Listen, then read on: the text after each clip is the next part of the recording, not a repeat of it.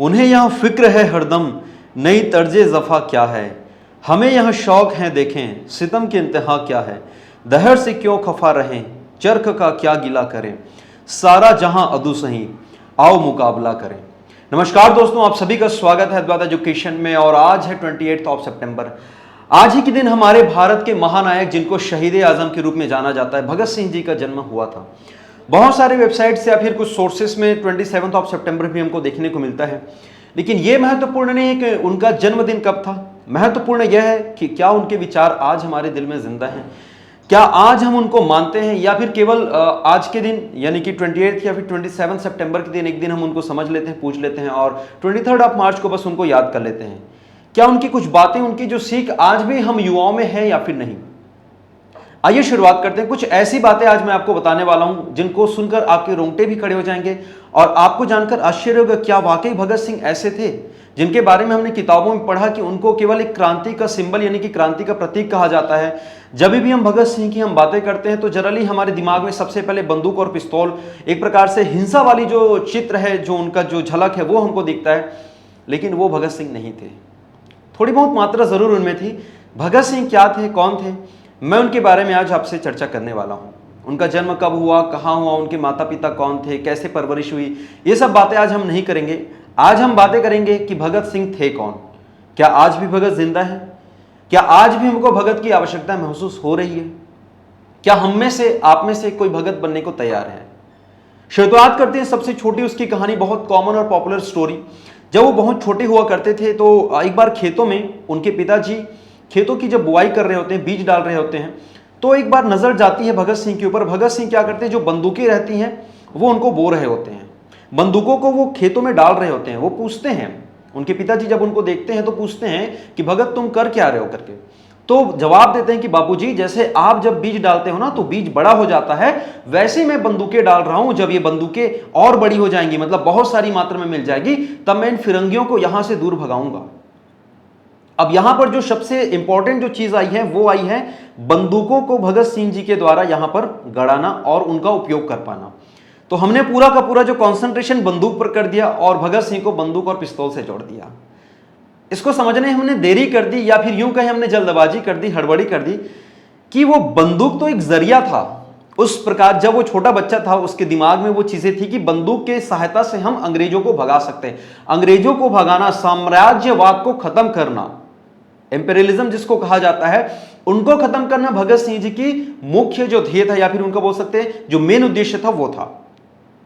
अब साम्राज्यवाद क्या होता है आप सभी को पता होगा, जब आप इतिहास पढ़ते हैं, हिस्ट्री जब आप पढ़ते हैं, जब अंग्रेज यहां पर आए थे तो उन्होंने अपना पूरा का पूरा जो बोलते हैं ना कि एक एक चीज अपने कंट्रोल में ले रखा था, प्रशासन, शासन, एवरीथिंग, ठीक है। और साथ ही साथ दूसरे जो देश रहते हैं जिसको हम लोग उपनिवेश यानी कि कॉलोनी बोलते हैं, तो लगभग आधे विश्व में कहा भी जाता है कि अंग्रेजों का कभी सूर्यास्त नहीं होता था, लेकिन इस 23 साल के लड़के ने उनके नाक में दम कर दिया था। बचपन में जब इतने छोटे थे तब की बात है, अभी 23 साल तो भी होने को है। इसके बाद हुआ यूं, जैसे ही गांधी जी का जो मूवमेंट शुरू होता है यानी कि सत्याग्रह आंदोलन की जब हम बातें करते हैं, उसके बाद बहुत सारे लाइक असहयोग आंदोलन 1920 में बहुत बड़े ये फैन हुआ करते थे गांधी जी के। आपको जानकर आश्चर्य होगा 1922 में जब चौरी चौरा केस हुआ, अभी 2022 चल रहा है, 100 वर्ष पूरे हो चुके हैं इसके। इतिहास में यहां से प्रश्न भी पूछा जाता है, 100 वर्ष अभी पूरे हो चुके हैं। 1922 में जब चौरी चौरा केस हुआ, उस समय भगत सिंह को एक आहत सी लगी, एक ठेस लगा। इसलिए लगा क्योंकि जब ये कांड हुआ, गांधी जी ने जो असहयोग आंदोलन है वापस ले लिया। अब उनको लगा कि अब हमारा क्या होगा, क्योंकि हम सारे जो युवा थे, भगत सिंह को लगा कि उनके जैसे बहुत सारे युवा थे जो उनको आदर्श मानते थे। अब क्या होगा जब गांधी जी ने अपना असहयोग आंदोलन वापस ले लिया। इसी क्रम में भारत में पैरेलल एक और जो क्रांतिकारी गतिविधि चल रही थी, जिनको राम प्रसाद बिस्मिल, अशफाक उल्लाह खां, चंद्रशेखर आजाद, इन लोग लीड कर रहे थे। उसी समय एक संस्थान की, एक ऑर्गेनाइजेशन की स्थापना हुई थी जिसको हिंदुस्तान रिपब्लिक एसोसिएशन के नाम से जाना जाता था। भगत सिंह वहां पर गए, उन्होंने अपना परिचय दिया, वहां पर वो शामिल हुए, बोले कि हम भी आप लोगों के इस तरीकों को समर्थन करते हैं और हम भी चाहते हैं कि भारत की आज़ादी के लिए कुछ कर सकें। इसी दौरान उन्होंने एक संगठन का गठन किया, हिंदुस्तान नौजवान सभा या फिर भारत नौजवान सभा। जितने भी फैक्ट यहां पर मैं बोल रहा हूं उसको प्लीज याद जरूर रखिएगा, क्योंकि एग्जाम में कहीं ना कहीं किसी न किसी रूप में पूछा जा सकता है। लीड कर रहे थे उनको भगत सिंह जी। उसी दौरान काकोरी केस होता है, आप सभी को पता होगा। 1925 के दौरान बहुत सारे लोग पकड़े जाते हैं, फांसी दे दी जाती है, उम्र कैद दे दिया जाता है, चंद्रशेखर आजाद निकल जाते हैं। अब जो मेन लीड करने का जो जिम्मेदार हो जाता है, मतलब जो कंधे पर जिनकी जिम्मेदारी आ जाती है, वो थे भगत सिंह और उनके जो साथी थे, लाइक बटुकेश्वर दत्त की हमने बातें कर ली, हमने कुलभूषण की हमने बातें कर ली, हमने जयकांत की हमने बातें कर ली, इसके अलावा राजगुरु सुखदेव की हमने बातें कर ली, और भी बहुत सारे लोग थे वहां पर। तो अगर भगवती चरण शर्मा की हमने, भगवती प्रसाद की हमने बात करी, ऐसे बहुत सारे लोग थे जिनको मिलकर इन्होंने फिर HSRA का गठन किया। मतलब इनकी जो पहली एक सभा थी, हिंदुस्तान नौजवान सभा या फिर भारत नौजवान सभा, और साथ ही साथ HRA यानी कि हिंदुस्तान रिपब्लिकन एसोसिएशन, दोनों को इन्होंने क्लब करके, दोनों को इन्होंने मर्ज करके बनाया आप लोगों का हिंदुस्तान सोशलिस्ट रिपब्लिकन एसोसिएशन यानी कि HSRA। अब यहां से इनका जो असली जो रूप है वो शुरू होता है, क्योंकि अभी तक जो लड़ाइयां लड़ी जा रही थी उसमें हो यूं रहा था कि क्रांतिकारी पकड़े जाते थे, पकड़े जाने के बाद इनको सजाएं दे दी जाती थी, या फिर इनको क्या बोलते हैं, फांसी की सजा या फिर उम्र कैद की सजा जो है दे दी जाती थी। लेकिन यहां पर कहानी कुछ और होती है। याद होगा आप सभी को, जब असेंबली बम कांड होता है उसके पहले अगर हम बातें करें तो साइमन कमीशन आया था, आप सभी को पता होगा। ये सब एक्स्ट्रा बातें आप सभी को पता ही होंगी। तो लाला लाजपत राय जी थे, उनके विरोध में थे, उनका जो सर जो है डंडे से मार मार कर उनको घायल कर दिया जाता है और अंततः उनकी मृत्यु हो जाती है। उनका बदला इन लोग सॉन्डर्स की मर्डर केस एंड ऑल ये सब करके उन लोग लेते हैं, जिसको लाहौर कंस्पिरेसी केस के रूप में भी जाना जाता है। असली जो इनका जो रूप है यहां से 1929 यानी कि 1929 का जो असेंबली बम कांड होता है, यहां पर जो रियल जो रूप उनको देखने को मिलता है, एक क्रांति की एक नई शाखा जिसको आप बोल सकते हो, एकदम हटके रहता है। जो बोलते हैं ना, जो पुराने समय से चली आ रही थी कि क्रांतिकारी अंग्रेजों को मार देते थे या फिर उनको नुकसान पहुंचाते थे, बदले में उनको फिर फांसी लटका दिया जाता था, नहीं, अभी ये कुछ और तरीका अपनाना चाहते थे। इनका मानना था कि जो बहरे हैं उनको सुनाने के लिए धमाकों की जरूरत होती है। किस प्रकार के धमाका? इनका ध्येय किसी को नुकसान पहुंचाना, किसी को मारना नहीं था। असेंबली में जब जाते हैं तो खाली जगहों पर वो बम फेंकते हैं, सिर्फ इसलिए ताकि वो पता चल सके कि भैया देखो, हम अपनी बात जो है वो लीगल तरीके से आपसे मनवाना चाहते हैं। दो मुख्य बिल थे जिसको हम जान सकते हैं, ट्रेड डिस्प्यूट बिल और आप लोगों का पब्लिक सेफ्टी बिल, है ना। तो इन दोनों बिल के विरोध में वहां पर जो है बम फेंके जाते हैं बटुकेश्वर दत्त और इनके द्वारा, और उसके एवज में ये अपनी गिरफ्तारी स्वयं देते हैं। ये सबसे इंपॉर्टेंट बात थी। अब यहां से समझ आएगा कि भगत सिंह कौन थे। ये अपनी गिरफ्तारी स्वयं देते हैं और कहते हैं, चंद्रशेखर आजाद इनको मना करते हैं कि यार आप क्यों अपनी गिरफ्तारी दे रहे हो। उनका मानना था, अभी तक लोग हमको गलत तरीके से समझते हैं, हमको समझते कि हम आतंकवादी हैं, हम आतंक फैला रहे हैं, इवन कांग्रेस भी हमको सपोर्ट नहीं करती, हम जनता का विश्वास कैसे जीतेंगे। देखिए यहां पर उस लड़के ने 21 ईयर के थे उस समय, मात्र 21 साल के, 21 साल के लड़के की ये सोच देखिए। उनका मानना था कि हम लोगों का विश्वास कैसे जीते, हम जाएंगे अपनी बातें रखेंगे, हम लीगल तरीके से बताएंगे कि हमने ये क्यों किया करके। कोर्ट में उनकी बात सुनी जाती है, दलीलें रखी जाती है और लोगों का विश्वास वहां से जीता जाता है। जब इनको जेल में बंद किया जाता है और जो पहले के कैदी, मतलब इसके समय के भी पहले कैदी हुआ करते थे, तो उनको खानों में नॉर्मल इस प्रकार के जो एकदम सड़ा गला खाना, एकदम दोयम दर्जे का खाना दिया जाता था। इन्होंने बोल दिया कि हम वो खाना नहीं खाएंगे।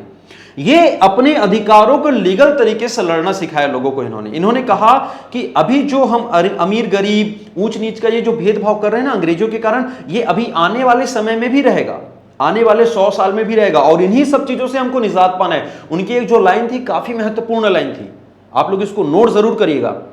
उनका मानना था कि भैया अगर आप लोगों को आगे बढ़ना है, समाज में प्रगति करनी है, तो रूढ़िवादी विचारधाराओं को आपको तोड़ना होगा। भगत सिंह आप सभी को पता होगा नास्तिक थे। मेरे ख्याल से दुनिया में एकमात्र नास्तिक होगा जिसका कोई विरोध नहीं करता। अदरवाइज अगर मैं बोलूं कि मैं नास्तिक हूं, मैं नहीं मानता, मैं भगवान को नहीं मानता एंड ऑल करके, तो सो कॉल्ड हमारे जो राष्ट्रवादी लोग हैं वो हमारे पीछे पड़ जाएंगे, है ना। लेकिन भगत सिंह एक ऐसे व्यक्ति थे जिनकी मैंने आज तक तो कहीं नहीं देखा कि कोई उनका विरोध कर रहा होगा। भारत में ऐसे कई महापुरुष हुए जिनके लोग अपने राजनीति के लिए विरोध करते रहते हैं, राजनीतिक रोटी सेकने के, लेकिन भगत सिंह का विरोध कोई नहीं करता, ना ही इंडिया में ना ही पाकिस्तान में। सभी जगह उनको माने जाते, सभी जगह वो पूजे जाते हैं, क्योंकि इनकी सोच, उनकी विचार ही ऐसी थी। क्रांति वो होती है जो अपने विचार से दूसरों को और 100 विचार पैदा कर दे। आपको जानकर आश्चर्य होगा कि जब भगत सिंह को फांसी दी जा रही थी, पहले मैं लाइन कंप्लीट कर लेता हूं। पहले उन्होंने भूख हड़ताल किया, जब जो क्या बोलते हैं, जो जतिन दास थे, बंगाल के बहुत बड़े क्रांतिकारी थे, 64 दिन की भूख हड़ताल के बाद जब उनकी मृत्यु हो जाती है, तब इन अंग्रेजों को मानना पड़ता है कि हाँ, इनको राजनीतिक कैदी का दर्जा दिया जाए। सुभाष बाबू भी इनसे इतने ज्यादा काफी प्रभावित थे, जब इन लोगों को फांसी दी जा रही थी, जिस दिन फांसी की सजा अख्तियार हुई थी 24 मार्च 24 मार्च को, लेकिन एक दिन पहले दे दी गई। खूनी हस्ताक्षर इन्होंने करवाया था लोगों से कि भैया देखिए ऐसा है कि ये जो भगत सिंह जो है ना, ये अभी अगर चले गए तो हमारा फिर बहुत ज्यादा नुकसान हो जाएगा। और आपको जानकर ये भी आश्चर्य होगा, भगत सिंह चाहते थे कि उनको फांसी हो, इसलिए ताकि जब इनको फांसी हो तो भारत की जनता में, मतलब भारत की माताएं फिर अपने बच्चों को भेजे आजादी के आंदोलन में कि देखिए ये होती है शहादत।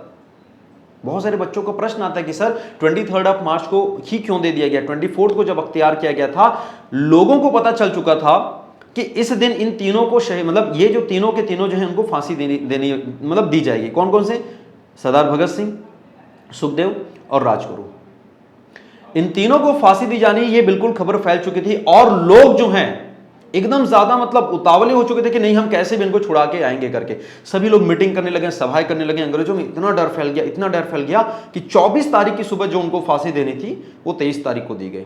आपको जानकर आश्चर्य होगा, भगत सिंह जब जेल में थे तो उनका वजन बढ़ गया था। कहते हैं कि लोग जब खुश होते हैं ना तो वजन बढ़ जाता है, और जब दुख होते हैं तो वजन घट जाता है, शरीर सूख जाता है। वजन उनका बढ़ गया था, क्यों? क्योंकि वो खुश हो रहे थे कि वो देश के लिए अपना सर्वोच्च, अपना जो बलिदान जो देने वाले हैं, एक ऐसी गाथा लिखने वाली जिसको आने वाली कई पीढ़ियां जो है वो याद रखेंगी। जब वहां से जेलर जाके बोलता है कि चलो भगत तुम्हारा समय हो गया तुम्हारे फांसी देने का, तो उनका लाइन रहता है जरा रुकिए, क्योंकि वो मार्क्सवादी और जो समाजवादी विचारधारा के बहुत ज्यादा प्रभावित थे, लेनिन से बहुत ज्यादा प्रभावित थे। वो कहते हैं कि रुकिए, अभी एक क्रांतिकारी दूसरे क्रांतिकारी से मिलने वाला है, किताबें पढ़ते हैं, खत्म करते हैं, उसके बाद फिर बोलते हैं चले जेलर साहब आइए हमको फांसी के फंदे पर लटकाइए। आपको याद होगा कि वो फांसी के फंदे को चूमते हुए शहीद हो जाते हैं। लोगों में यह डर रहता है कि यार 23 साल में हम क्या करें क्या ना करें। उन्होंने 23 साल की उम्र में समाज को एक ऐसी नई दिशा दिखा दी थी। आने वाले 100 साल में हमारा भारत कैसे होने वाले था। उनका मानना था कि जब काले अंग्रेज चले जाएंगे तो यहां पर जब गोरे अंग्रेज चले जाएंगे तो यहां पर काले अंग्रेज आ जाएंगे। काले अंग्रेज उन्होंने कहा था जो उस समय के जो साम्राज्यवादी थे, इस समय के पूंजीवादी यानी कि जो कैपिटलिस्ट लोग हैं, वो वैसे ही लूटेंगे जैसे अंग्रेज आम जनता को लूटती थी। उनका मानना था किसानों का, मजदूरों का, सभी लोगों का समान न्याय हो, सभी लोग जो है समाज के सभी अधिकारों से वंचित ना रहे, सबको उनका अधिकार मिले। लेकिन आज स्थिति देखिए, क्या हम भगत सिंह को केवल पूछते हैं या फिर हम उनके विचारों पर हम चलते हैं।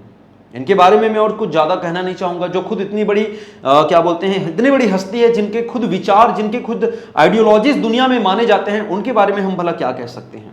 उनके जन्म दिवस के विशेष अवसर पर मैंने कुछ इन पंक्तियों के साथ आपके सामने कुछ चीजों को प्रस्तुत किया। उम्मीद करता हूं कि चीजें आप सभी को पसंद आई होंगी, आप सभी को अच्छा लगा होगा। इनके बारे में और यदि कुछ फैक्ट आप जानते हैं तो जरूर कमेंट कर दीजिए। और जी हाँ, एक बार जय हिंद कमेंट जरूर लिखिएगा।